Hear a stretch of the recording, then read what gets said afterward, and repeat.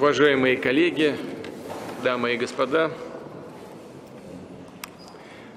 рад приветствовать всех вас в Кремле.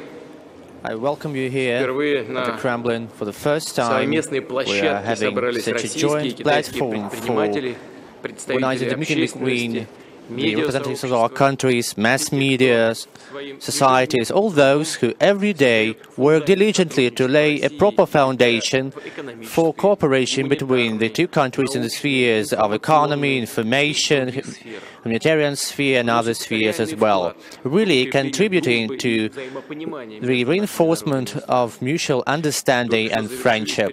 We've just completed our talks with Mr. Xi, and we discussed in detail the status and the conditions of our relations, laying proper groundwork for further work.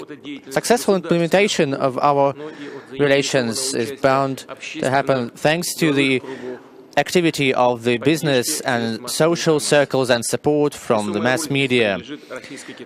Also, we rely on the Committee of Friendship, Peace and Cooperation, which unites businessmen, heads of agencies and regions, figures of culture, mass media representatives. For 20 years, this committee has been working for the successful realization of relations between the two countries. In 2016, under the aegis of that relation, we had more than 100 successful events in the spheres of innovation, healthcare, education, sports, and other areas as well. This year, we plan to conduct 180 more events. Some new initiatives. We do hope that the Committee of Friendship, Peace and Cooperation will continue to actively contribute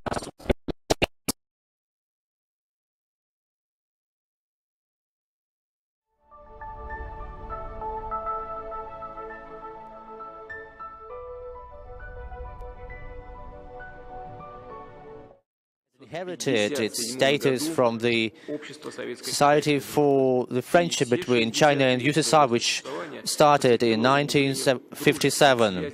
It was working in order to establish friendly relations between the societies of the two countries, uniting all those who really care and value the relations between the peoples of our countries, all those who really value the culture and the history of China.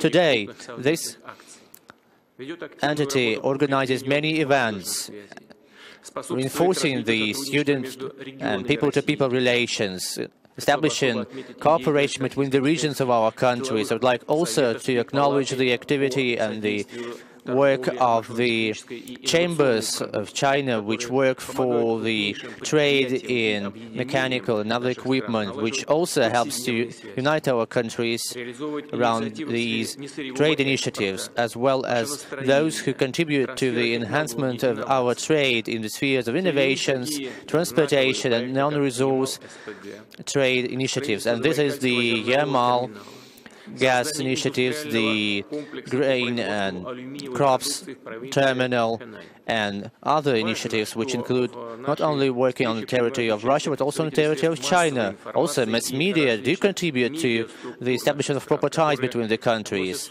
They certainly do all they can to create the atmosphere of trust and mutual understanding between Russia and China, and reinforcing our positions in the world. They, in time, deliver up-to-date and very accurate information about the life and the activities within our countries, on the international arena. With your whole help, for 2 years in a row, we've been successful implementing the years of Russian and Chinese mass media. That initiative encompasses many festivals, exhibitions, conferences, and video conferences as well. We've put into start the production of films, and also today we are working to create a new animation series which would involve both Russian and Chinese specialists. Also, we are having a media forum which involves more than 120 representatives of the leading major mass media news networks of Russia and China. Also, I'd like to mention the agreement to start the broadcasting of the Katyusha channel in China. That will be the first Russian channel available for the Chinese audience. I would like to thank you all for all that work and for your attention. Thank you.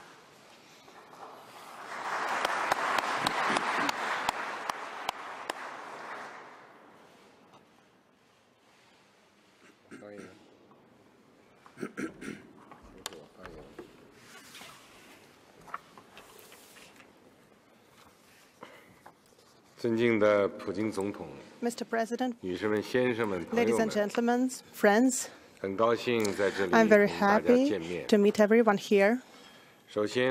First of all, I would like to express to the friendly Russian people, to the Committee on Friendship and Development and Peace of Russia and China, to the media and business representative, express my sincere good feelings. Our countries and our friendship are becoming more and more close. Russia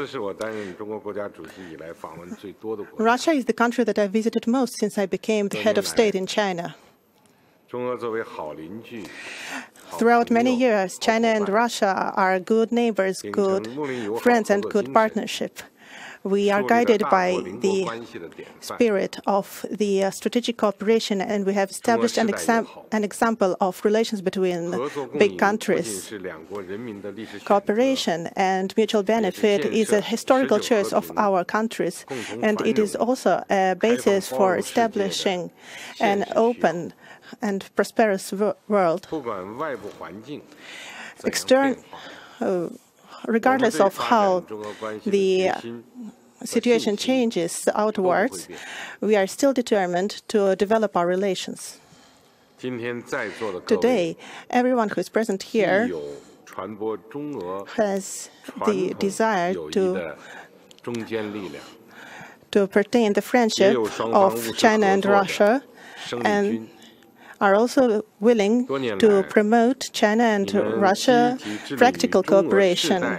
Throughout many years, you are putting a lot of effort to promote friendship between China and Russia and to advance practical cooperation.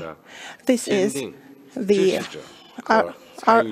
reflects our determination to promote comprehensive relations of strategic partnership and cooperation between Russia and China. Today, this year is the 20th anniversary of the establishing of the Committee for Friendship, Peace and Development between our two countries, which became a channel of friendly contacts between our two countries. It has promoted cooperation in the areas of humanitarian, interregional, business and media, and other areas. It played an important role in increasing mutual understanding and friendship between our two countries and peoples. It also promoted healthy and successful development of comprehensive relations of strategic partnership and interaction. This year is also the year of 60th anniversary of establishing of Soviet-Chinese Society of Friendship, which promotes the spirit of friendship between the two countries. And it has consolidated a lot of people who are committed to this initiative and spirit. It promoted cooperation in the areas of science and technology, youth and border cooperation. It played an important role in strengthening the public basis of China's-Russian relations. This year is also the final year of cross years of two countries' media. Within this format, the two sides conducted more than 100 colorful events. In Moscow, we have completed the third Russian-Chinese Media Cooperation Forum. The contacts between the media are intensifying from day to day, and this helps to strengthen the relations between the two countries, increases mutual understanding and friendship between two peoples, as well as increases the right of speech of the media of two countries on the international level. Earlier this year, trade volume between China and Russia preserves positive dynamics, and practical cooperation is deepening continuously. Russia is the first source of oil and electricity imports to China. Yamal LNG project is successfully progressing. Investment and financial cooperation is expanding steadily.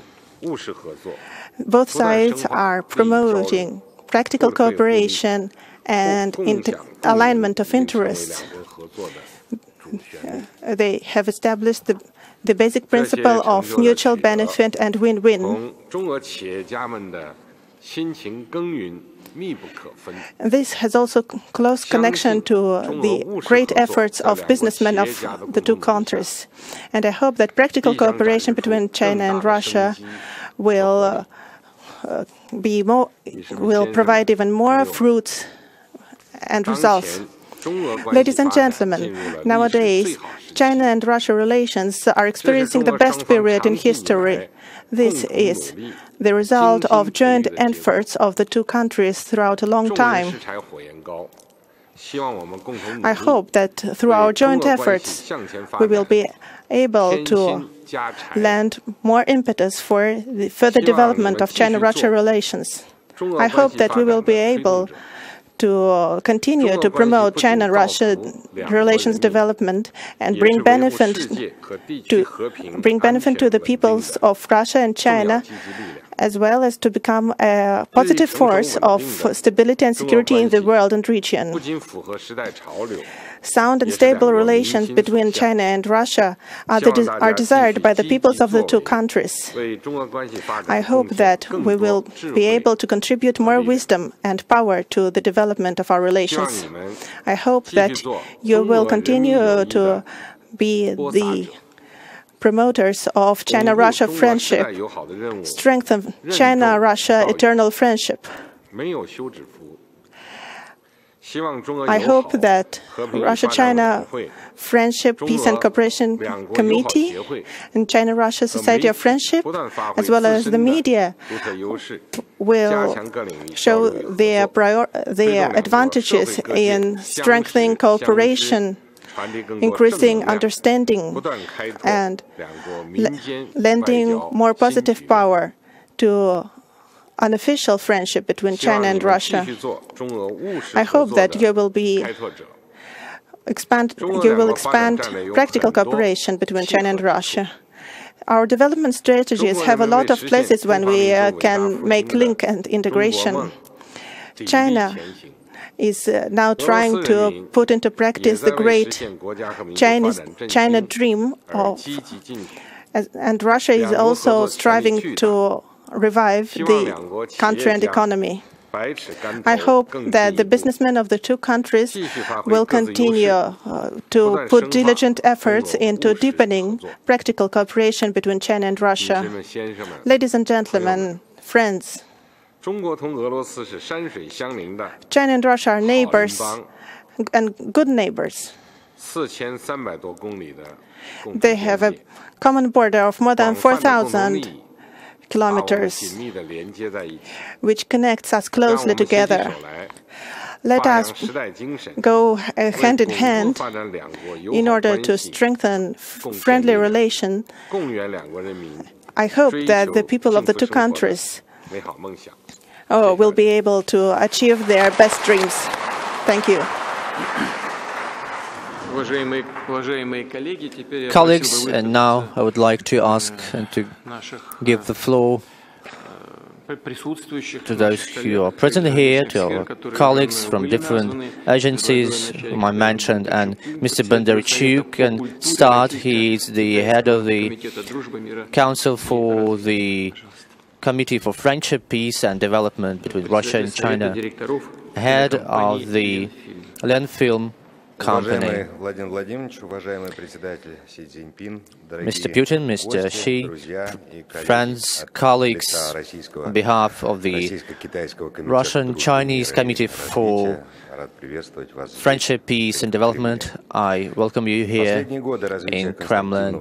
Well, within the last years, developing the constructive development with our countries, which is called We Are to Be Friends for the Century, the two countries have been paying special attention to the development of informal cooperation and interaction, not only at the level of governmental agencies, but also social entities, and just people-to-people relations are also being reinforced. And we have the Russian-Chinese Committee for Peace, Friendship and Development just for that. And the purpose of that entity is to enhance the understanding between the societies, pushing forward cooperation in the spheres of innovations, culture, sports, religion and other areas as well. Speaking about the working organs of that committee are the 16 committees headed by the representatives of the social and business circles. This year, this committee celebrates its 20th anniversary, and for us it is very important that this very day, this very year, very important year, representatives of the committee are seeing the heads of China and Russia here. Within the last year, we've implemented more than 100 events in the spheres of business, culture, sports, education, healthcare services. We also have completed successfully the organization of exhibitions, lectures, for all those aspiring to know more about Russia and about China. Also, we've been working actively to organize the annual regular forum for middle and small-sized businesses. It took part 2015 in Beijing, and 2016 it took place in Sochi. It involved more than 1,000 entrepreneurs from the two countries, and the next forum will also be held in China. That will be another turning point in our development. Among other projects implemented by the committee is the Trans-Border and Electronic Trade Forum, which also brought several hundred companies for the benefit of the trade between the two countries. The Investment Forum also involved and brought into cooperation different investment and venture funds. Also, we had successfully implemented different marathons for students in China. We also have cultural exchanges within the framework of the Beijing Cultural Festival, also Sports Forum, which was called the Cooperation in the Sphere of Sports. Also, we promote actively the exchange and incubators on the level of students. First of a kind was opened on the 30th of July 2016 in Khabarovsk, and 2017, this year, we are also going to open several incubators in Yekaterinburg, Ufa and Moscow. We are to implement more than 180 projects for the sake of the successful development of relations between China and Russia. We also plan to stimulate the exchange between the sports, universities and teams, enhancing the cooperation in the sphere of social relations. Also, we are to build up the momentum in what concerns the musical exchanges and music cooperation. And that is why we have the Chinese exhibition house on the territory of the exhibition center, which is called the Vida Nha. We've signed the full bilateral agreement on cooperation, strategic cooperation, to create the international healthcare center called One Belt, One Road. Also, the committee and the council for the handicapped people, we are working actively to prepare everything for the Paralympic Games, which are to take place in 2018, and we've been supported by our Chinese side in what concerns the access of our sportsmen to the competition, and we support in our turn the participation of the Chinese team and Chinese organizers being promoted to the position of the head of the Paralympic Committee.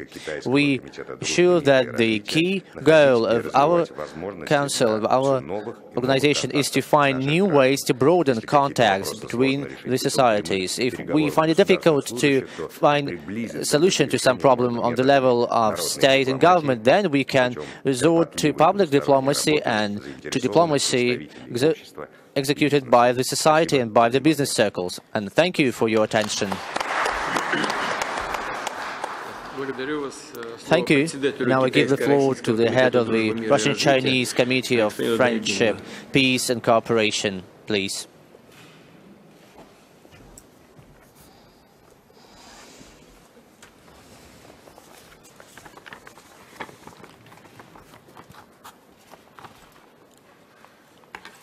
President Xi Jinping, President Putin, ladies and gentlemen, friends. First of all, I cordially thank you for the warm reception of us in Russia. The heads of Russia and China have met, are putting efforts, and they are consolidating our committee through our committee of business and media representatives. It has profound influence. We are very thankful for this. I think this has great meaning and it promotes our participation. Today is the 20th anniversary of our committee. Under the support of the two leaders and under the mutual efforts of two countries, the committee now encompasses 16 subcommittees and covers many areas of cooperation, and the formats of our cooperations are being enriched continuously. It has great representativeness. It is one of the important channels of Russian and Chinese diplomacy. It promotes the spirit of eternal friendship and establishes good public opinion for the development of China and Russia relations. And it makes closer the distance between China and Russia, becoming an important force in unofficial contacts. Throughout the 20 years, the relations of strategic partnership have overcome many difficulties and challenges. They can be called the example of relations between big countries.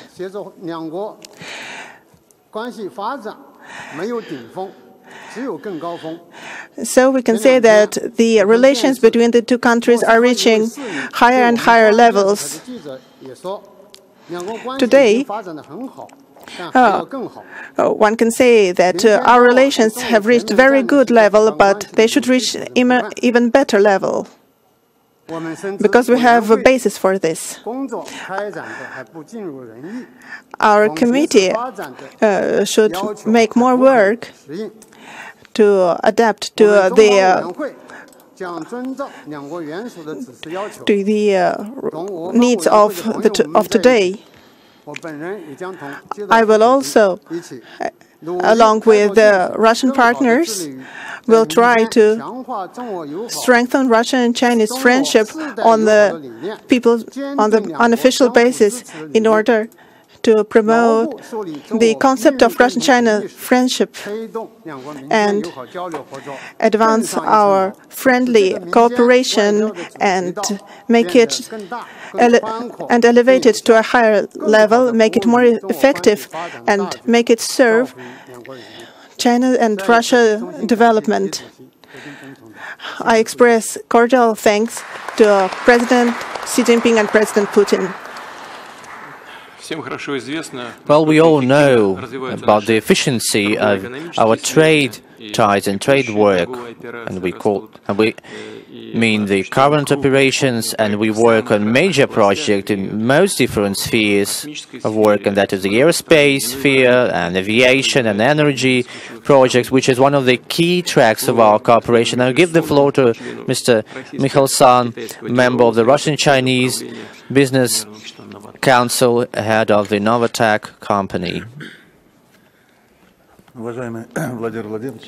Mr. Putin, Mr. Xi, General Secretary, I'd like to thank you for the opportunity to be here and to speak in front of such an honorable audience. The biggest project, which is the Yamal LNG, with the output of more than 16 million tons, is being implemented by the two companies, the Total company and by the One Belt, One Road initiative organizations. We are working on the first pipe and we are going to start the production by the end of this year. Then we will work on the second and this third stage, reaching the planned output, and that will allow us to be not the ninth but the fifth country in the world in terms of the LNG production. I'd like to thank you, Mr. President of Russia and General Secretary of the Communist Party of China, for the support you give us, which is very timely, and that is because of the difficult political situation in the world. Thanks to the financial support, we succeeded in implementing the agreement in time. Many countries today reorientate towards gas because gas is environmentally friendly and because it's very competitive in terms of its price. The structure of the gas market is changing and LNG is acquiring more and more popularity, if we may say so, and we expect that it will increase by 1.5 times, and the LNG will have a 2 times more share than today. Especially that is something for the Asia-Pacific region. We are working on the next project, which is called Arctic LNG-2 on the Magadan Peninsula. The output of these two projects will amount to 35 million tons, which is almost a half of the Qatar LNG project. The Resource Foundation will allow us to have more projects later on. Very short distance and low cost of extraction will make that project wonderfully competitive in what concerns the exports to the countries of the Asian-Pacific region and China. Across the Northern Sea route, we can transport the goods and LNG in 16 days, while the US route takes 21 days. We are working very diligently on creating the infrastructure which would make it possible to navigate all year round using the Northern Sea route. We expect that the gas share will be increasing, and I mean the share of the Russian LNG companies. We hope that we will have more successful cooperation with China in the future. Thank you.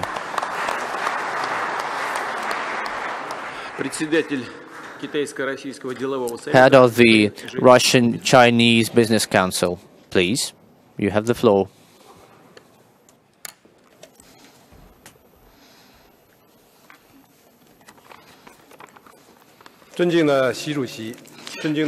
President Xi, President Putin, I am the Chinese head of Russian-Chinese Business Council. I am very honored to represent the committee and make a short report here.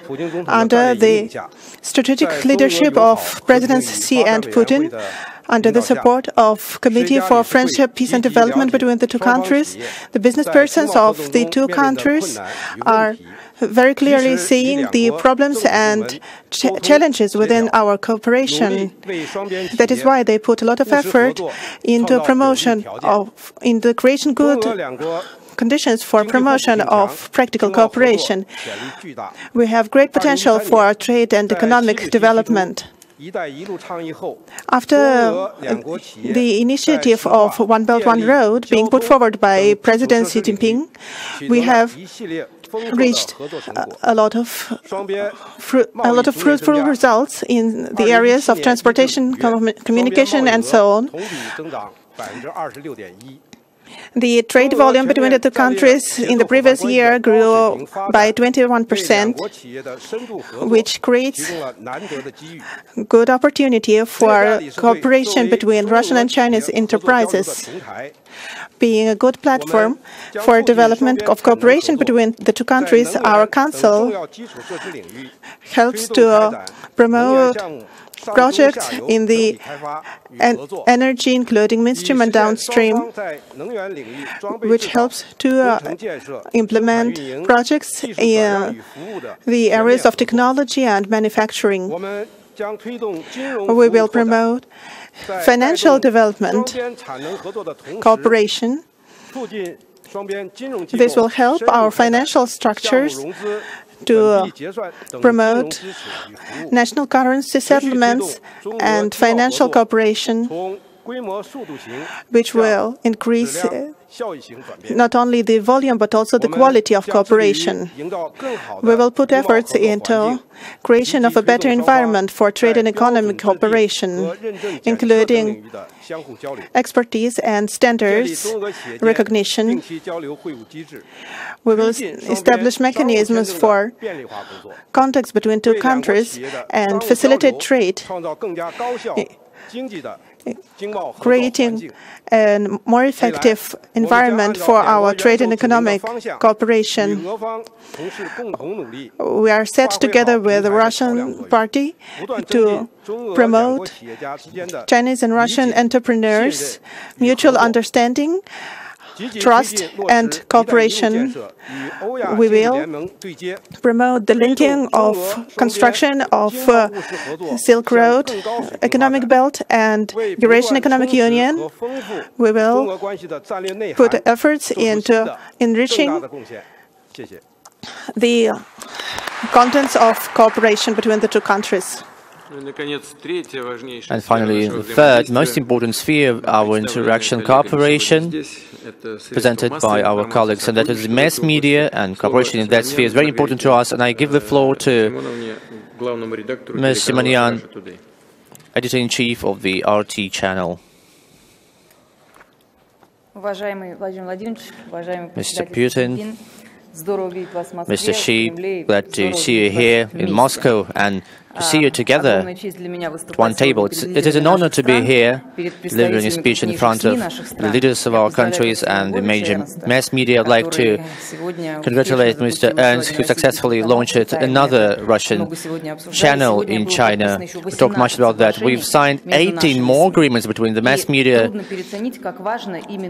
circles of our countries. And we can only say that it's absolutely of utmost importance to work together. And why? Because we are living in unique times when the mass media, the fourth column, as some say, in some countries turns out to be the first column, the real power, changing the rules of the game, changing and shaping opinions of people, and sometimes changing even the values of some societies. That fourth column is not elected by anyone.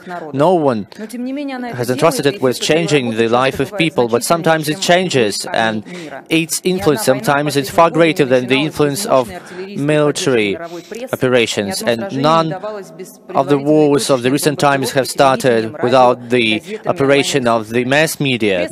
No bombing takes place without the coverage of mass media. Sometimes mass media can make one man a hero of the generation, for example, Barack Obama, or maybe a hero of the generation like Julian Assange can be deemed to be a marginal person.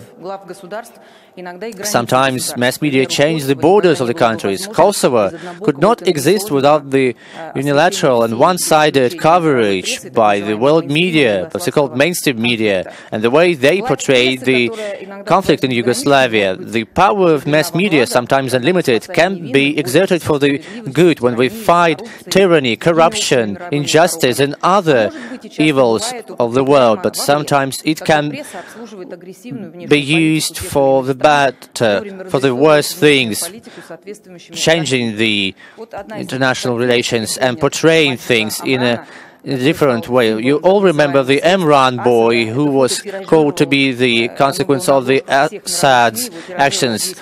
His photo was on all websites of the mass media because he was recovered from the debris of the video. And we found the family of that guy, and his family, his father, supports Assad and his regime. And he told us when his child was taken from his hands, and you all know what kind of organization we're talking about. They took the photos and gave those photos to the journalists, and no one wants to hear that from that man, father of that boy.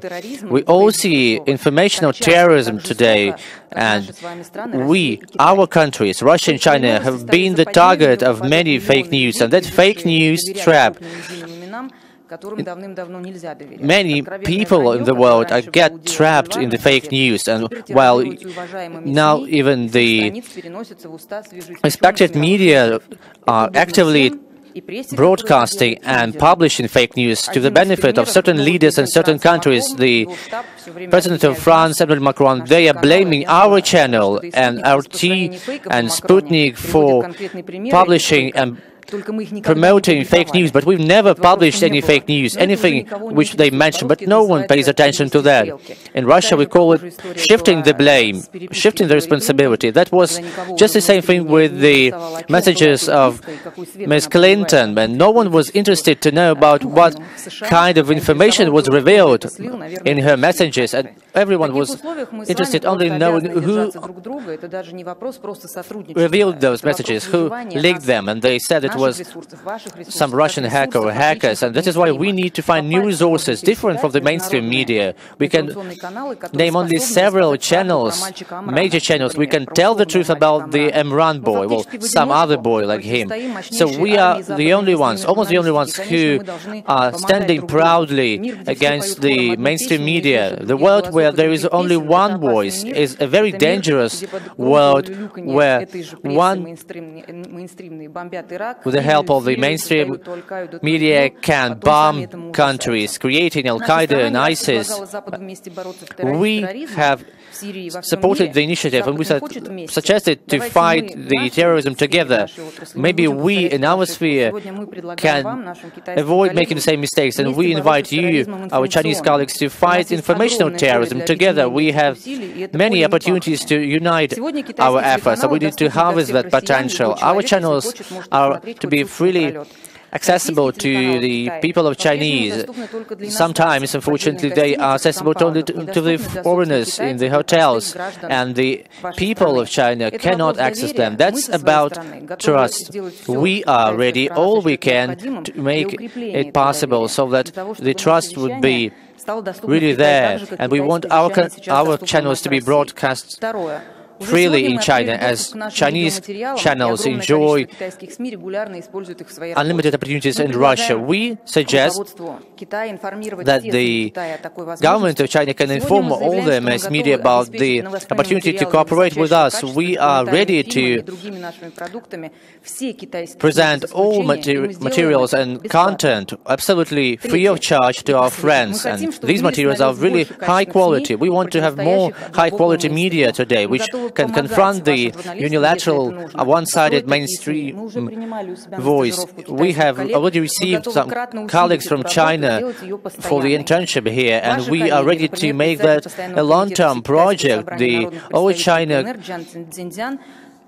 Our China Council for Cooperation and Mass Media, his head has visited Russia, and he said that we are a good example for Chinese mass media, and we're ready to train your journalists and to send our journalists to China in order to learn about your experience, because we are sure that your experience is very valuable. It will help us too. We need to have more voices. They will fight us, but we should be getting tempered and hardened and working together, and we are ready to work together. And thank you for your attention. Thank you so much. That was very confident and reassuring. And now I give the floor to our Chinese friend and counterpart, please.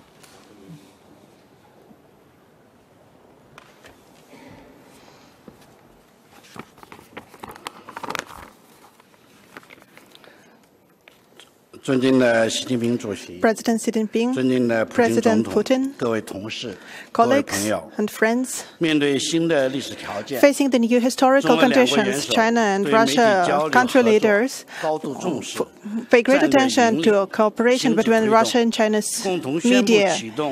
They have promoted the project of crosshairs of China-Russia media, and they have participated in important events within these crosshairs. Many cooperation agreements between media were signed, which opened a new situation of cooperation. It encompasses three directions. First one is the establishing of effective cooperation mechanism, which includes various authorities on Chinese and Russian sides, which are putting into practice the plans of two governments with respect to media cooperation, which expands the scope of such cooperation and creates new platforms of cooperation. Throughout the third year, Russian-Chinese Media Forum is held successfully, becoming the carrier of such cooperation and the promoter of China-Russia development strategies implementation. Throughout the 2 years, we have conducted 180 cooperation projects which have brought significant results.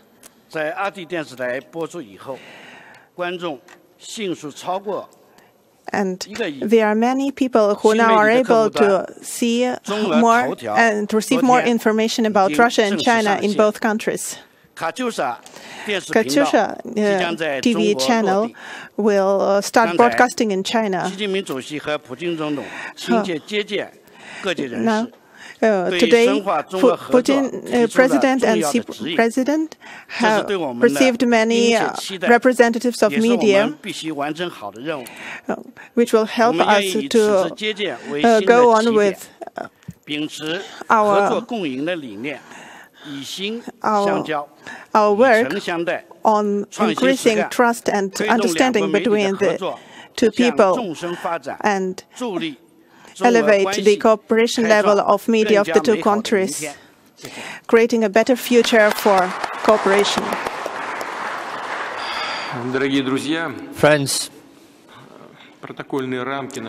well, the protocol of our meeting and very contentful working schedule doesn't give us an opportunity to go deeper into details about each and every track of our cooperation, though each and every track of utmost importance for our countries. I mean, the humanitarian ties, the business circles, the cultural aspects of our work, and the mass media, certainly. We've only touched and only scratched the surface of it. And we would like to stress how important each and every of these tracks is. Without your active work, the cooperation between our countries wouldn't be that good and wouldn't yield such good results as we want to achieve and the people want to see. I would like to thank you for your diligent work, and I wish you success in all your endeavors. Thank you.